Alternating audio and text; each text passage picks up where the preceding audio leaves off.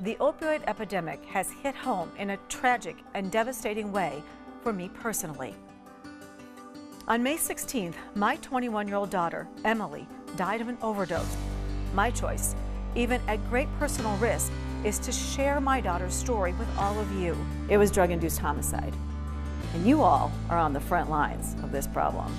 I just feel so compelled to let everybody know what happened to my daughter can happen to you, can happen to your child. I have to talk about it. I have an obligation to talk about it.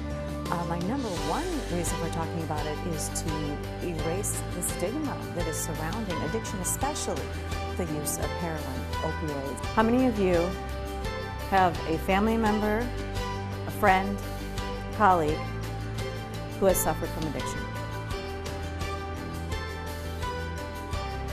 I would venture to say 99%. If something else like Ebola was killing 72,000 people a year, what would this country be doing?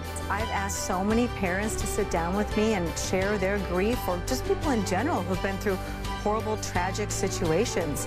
And then this happens to me, to my family, and I can't run and hide from it.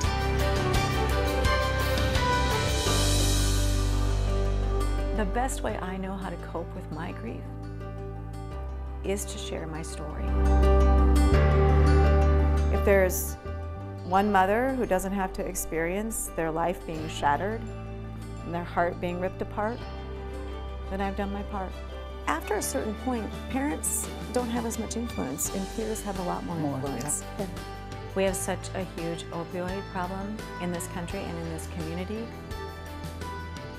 I was actually working on a story on overdoses on the day that my daughter died.